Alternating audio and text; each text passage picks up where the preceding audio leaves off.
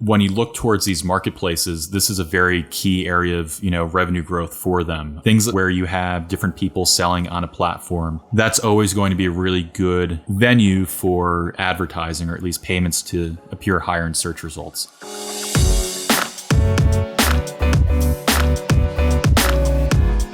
Hey gang, it's Thursday, June 3rd. Eric and listeners, yeah, it is. Oh, it's June 3rd. You should know that before you start, Marcus. Get it together. It's June 3rd. It's June 3rd. What? I know. Are we sure? It's June. All right, I'm over it. Moving on. Eric and listeners, welcome to the Behind the Numbers Daily. I'm not over it, just in case you're wondering. An eMarketer podcast made possible by VTEX. I'm Marcus, and I'm joined today by Mr. Eric Hagstrom, who is one of our senior forecasting analysts. Hey, Eric. Thanks for having me again. Hey, chap. Were you aware of this month change? What month change? It's January, right? Okay, good. All right. Just me and you, my friend. Me and you. Today's fact. Allergy season is getting longer and more intense each year. You'll be happy to hear. According to the 2019 study published in the Lancet Planetary Health, some scientists have linked this to climate change, finding that pollen counts across the northern hemisphere have increased over the last 20 years, and that pollen season is increasing by about 1 day every year worldwide. I was curious as to how many people suffer from allergies, because I know some friends, some family, 50 million Americans experience various types of allergies each year. Yeah, I have family who struggle with it, and it seems miserable. But yeah, I found that absolutely fascinating. Anyway, today's real topic, Amazon's emergence as the third digital ad giant. So, Eric, we're talking about Amazon and their advertising business today. We talked about Amazon more broadly, the retail side of things, as well as their we touched on the advertising business quickly and their cloud business quickly, but we covered them during their earnings. But we wanted to zoom in on the advertising portion of Amazon as it continues to grow in significance and really making some noise, particularly in the digital advertising space. So, just to give the quick one line on the high level numbers for Amazon, $110 billion total net sales. I was mentioning before, that's the size of Ukraine's GDP. That's the 60th highest GDP in the world. So Amazon made a lot of money. That's just in one quarter they made that much money. And that was up, that $110 billion in Q1 was up 44% year on year. So Amazon as a whole, they're doing pretty well. Other is one of their line items, and other is kind of code for advertising. It's mainly advertising. When it comes to Amazon, that's the fifth largest slice. That accounts for 6% of the share of money that they make. The highest growth of any segment that they saw at 77%. That is up from 44% in Q1 2020. So Eric, zooming in obviously on the advertising portion of this, what was your biggest takeaway from Amazon's advertising performance in Q1? Well, ultimately, it's continued to grow. This is one of those segments that has shown incredibly strong growth over the past couple of years. And they've very quickly went from, a medium-sized digital ad seller to having 10% of the market. And just to put that in perspective, the overall digital ad market in the US is roughly $150 billion. So that's roughly $15 billion last year in ad revenue that they made. And they're still growing at, an insane percentage rate year on year. Yeah, Amazon advertising, as you mentioned, 11%, 10.7, 11% this year, 12 next year, 13 the year after that. So it continues to tick up. Where are those dollars coming from, Eric? Are they coming from Google? Are they coming from Facebook? Are they coming from other? Are they brand new dollars? It's a couple of different things. So first off, Amazon's ad business is mainly payments for promotion on their e-commerce site. That's actually about 90% of the ad business, when the remaining 10% is Twitch and their video ad business and their offsite DSP. But when you look at what's happening with the e-commerce side of the business, first off, it's really just an increase on the take rate. It's a variable take rate. So for sellers on Amazon, increasingly, you're going to want to advertise to make sure that you get sales. The second thing is that it is taking share from other players in the market. Google search to a certain extent, TV advertising to a certain extent, since this is such a measurable form of advertising, it has closed loop attribution. If you bought an ad, you basically know how well they're doing. And the return on your ad spend is going to be very high there, because you're essentially reaching people as they're in the process of either researching a product or making a decision to buy a specific product. Mm-hmm. So yeah, that 11% share today compared to Facebook's 25, Google's 29, but Amazon's is 3 times higher than fourth place, which is Microsoft, with about 3.5% today. Well, yeah, we estimate that Amazon's US ad revenues will grow 30% this year to just over $20 billion.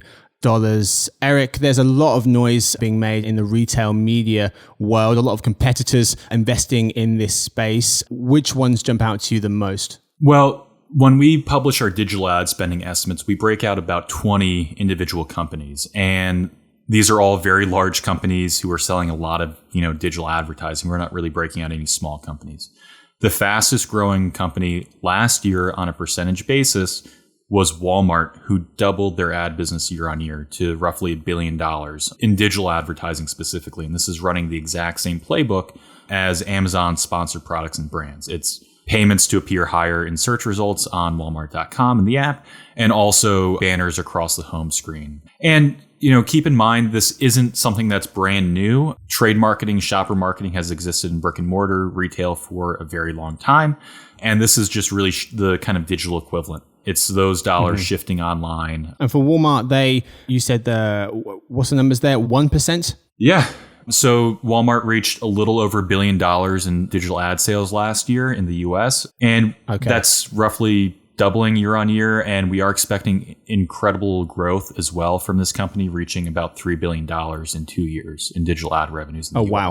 Yeah. Okay, that was exactly, I was wondering, where are they going next? Who else comes to mind? There's a lot of folks, but who else has impressed you in this retail media space? Yeah, so ultimately, this is a pretty big space and it's getting bigger. Different retailers are creating new products, investing in products that have existed for a while. So Target has a fairly large business. Kroger has a fairly large business. But what I really want to bring up is that when you look towards these marketplaces, this is a very key area of, revenue growth for them. So marketplaces like eBay, Etsy, Instacart, things of that nature, where you have different people selling on a platform, that's always going to be a really good venue for advertising, or at least payments to appear higher in search results. So Instacart is building out this capability quite a bit. They're investing quite a bit in it. And they actually were one of the major beneficiaries of the pandemic as, people shop more online, they shop grocery online, that sort of thing. And while these guys aren't necessarily retail as well, I know we spoke about this last week, DoorDash and Uber are also investing in this with their restaurant marketplaces and, non-restaurant marketplaces as well, in retail and, advertising dollars or advertising businesses. Right. And these companies obviously getting a huge boost because of the pandemic and all of the effects that's had on shopper behavior. With that starting to fade to some extent, particularly in the US, what's that going to do to this space? Well, when you look at the broader retail media space, it will slow down growth in terms of people returning to their pre-pandemic habits. But again, e-commerce as a total grew significantly through the pandemic, and we do still expect that total sales of e-commerce will grow pretty significantly over the next few years, and that these associated retail media and e-commerce channel ad businesses will continue to grow in step and actually probably outpace as well as these investments start to bear some fruit. Okay. We mentioned earlier Microsoft in fourth place currently in terms of digital ad spending share. It goes Google, as I mentioned, 29%, Facebook 25%, Amazon 11%, and then fourth place is Microsoft with 3.5%. In joint fifth is Hulu and Verizon Media. Who do you see as the fourth, not even just player, do you see a fourth digital giant, quote unquote, emerging over the next couple of years? So yes, I do, but it's not a single giant. The major trend that I noticed in our last ad spend update is that you have these giants at the top, your Facebooks, your Amazons, and your Googles, and then you have kind of Verizon and Microsoft, who are both very large, just not in the same category whatsoever.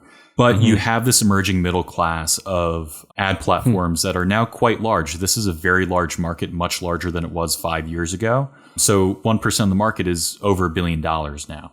And I really want to call out three specific categories. The first is retail media, which we talked about. Walmart has over $1 billion in ad revenues, and there's going to be other large players as well, like Instacart, Target, Etsy, eBay. The list kind of goes on and on. The second one would be the CTV players and the OTT players like Hulu, who you mentioned too, will pass into the fourth largest ad seller in the US. And that's not even accounting for Disney's other digital ad products or their TV ad business. So that's a large area of growth. And Roku, Amazon, who also plays in that space, YouTube, Pluto, Tubi, Peacock, these are all going to be very large ad platforms. And the final is, these kind of smaller social networks. I don't want to say small. Snapchat isn't a small company. Pinterest isn't a small company. But these are all businesses that are very large. So Snapchat, Pinterest, Twitter, even Reddit and TikTok as well are becoming very large and growing pretty rapidly as well. Mm-hmm. Final question for the lead story. Circling back to Amazon, what do you expect their kind of advertising performance to look like through the remainder of this year and into next year? Yeah, so ultimately, they've grown pretty significantly based off of their sponsored brands and sponsored products ads on Amazon.com and the app. Moving forward, I would expect that their media products, so their non-retail ad products, mainly their various OTT and streaming video ad products and Twitch, to really grow significantly and become a large player in that space as well. They now have the rights to Thursday Night Football beginning in 2022, or the exclusive rights, I should say.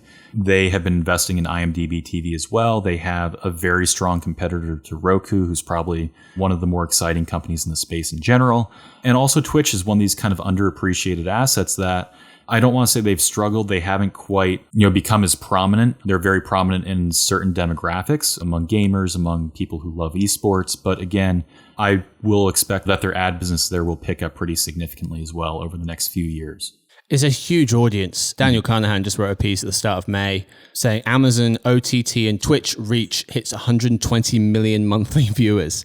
So there's a lot of people there. And I mean, they had a very compelling pitch in the New Fronts the other day, or the other week, I should say. And that audience kind of runs the gamut. You have an older audience there, you have a younger audience there. So it's really attractive to advertisers. And ultimately, if you can target on Amazon's first party data, that's huge. And then, measure your results based on Amazon sales. That's massive. Well, that's it for the first half. Time now for the halftime report, where we summarize the key takeaways from the lead story in 30 seconds or less. Eric, your takeaways from the first half are? Retail media had a strong start to the year. Amazon grew at, roughly 80% year on year.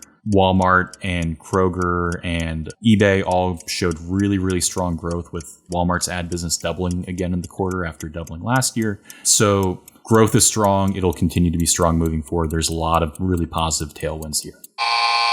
All right, that's all got time for the lead story. Time now for In Other News. But first, a quick word from our sponsor, VTEX.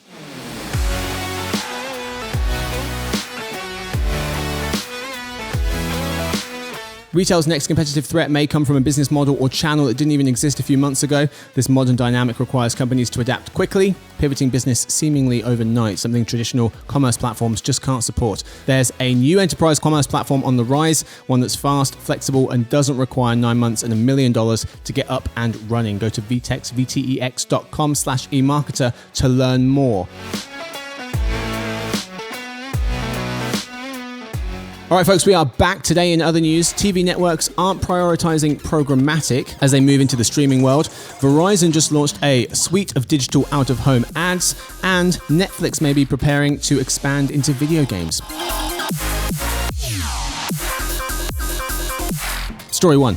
TV networks aren't prioritizing programmatic as they move into the world of streaming, instead continuing to value upfront commitments, writes Andrew Bluestein of Adweek. He points to a report from Jounce Media that found VMVPD apps like Sling make up 43% of programmatic CTV auction, whereas apps that traditional networks own, free ad-supported ones like Tubi or subscription-first apps like Paramount Plus, make up less than 19% of programmatic CTV auctions. Within the VMVPD apps, just 14% of programmatic auctions are initiated by big traditional networks. Think NBC Universal, Viacom, CBS, Warner Media, etc. This suggests even in a new medium, TV's old guard still values upfront commitments. Eric, what is contributing, in your opinion, to these reservations over the real-time nature of programmatic by TV's old guard? Yeah. So when we talk about programmatic CTV, a lot of the market is programmatic, but it's not available via, your traditional open exchange or other RTB. It's being automated. A lot of it's actually automated upfront deals that are being put over PMPs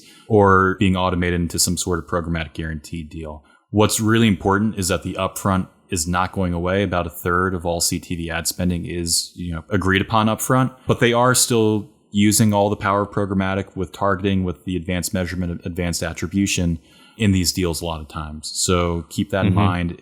I don't think the market's going to go to RTB anytime soon. There's just too much value in these upfront deals. But again, some of the market might be moving that way. US CTV ad spend is expected to hit $13 billion in 2021, according to us, and $17 billion next year. Story 2. Verizon just launched a full funnel suite of digital out-of-home ads that is connected to its other omni-channel digital ad products. So advertisers can run campaigns across digital out-of-home screens, phone screens, and other screens. Insider intelligence analyst Nina Getson notes that advertisers will get better measurement tools, likely in accordance with the new Out-of-Home Advertising Association of America's guidelines that would just release. Advertisers can also retarget audiences across devices. So if someone passes a digital billboard advertising a product, they could later get an ad for the same product on their phone. Eric, how will this move the digital out-of-home needle? Unclear, to be honest with you, but ultimately providing more measurement and ultimately providing tools that would convince digital advertisers to run ads on billboards and other outside screens, I think is hugely important, especially as people want to run these large campaigns pretty easily, just as you would a digital campaign. Right. Yeah, thank goodness for the guidelines. Digital out of home was listed as the most difficult media platform to measure return on investment on, according to an April 2020 Catalyst and Kantar survey. Total out of home ad spending will rebound 15% this year to $7 billion after a 30% drop last year. Digital out of home ad spending, which is 31% of total out of home, will have a stronger rebound, growing 37% this year. Not quite enough to make up for last year's 41% dip. Traditional out of home, the other half, digital and traditional. Traditional out of home will grow over 6% this year before continuing its decline thereafter. Story 3. Netflix added 4 million new subscribers around the world in Q1. That's nearly 4 times fewer than last Q1. It's even 2.5 times fewer than Q1 2019 pre-pandemic. Meanwhile, the time people spend watching Netflix has flatlined at about an hour a day, according to our numbers. To re-energize user growth and engagement on the platform, could video games be the answer? Asks insider intelligence analyst Daniel Carnahan. He asks because Netflix may be preparing to expand into video games as early as 2022, suggests the information after they discovered Netflix was looking to hire an executive to oversee a new gaming push. Axios then said that Netflix is looking to provide its subscribers with a suite of downloadable games similar to Apple Arcade, offering an assortment of licensed Netflix IP and original content from independent studios. Eric, what do you make of these Netflix gaming reports? I think it's a lot of speculation. I'll believe it when we actually see a product. There's a long way to go for some sort of Netflix gaming streaming service. But what is really important is Netflix wants to build franchises to keep people on their service and keep people engaged. When you look at the other major franchises, it's Marvel, it's Star Wars, who are owned by Disney, and comic books have been, one of the most popular franchises. The one source of IP that hasn't really been turned into movies or TV shows to a large degree is actually coming from video games. So it makes a ton of sense for Netflix to start working with some of these video game content owners, people like Capcom, people like Square Enix, people like Nintendo, to try and build out these franchises for both movies and TV shows. Great point. So we've got time for today's show. Eric, thank you so much for joining me, mate. Yeah, thank you for having me. Of course, chap. Thank you so much to everyone who took time to listen. Thank you to Victoria. She edits the show. We'll see you guys tomorrow for the Behind the Numbers Weekly Listen, the marketer podcast made possible by VTEX.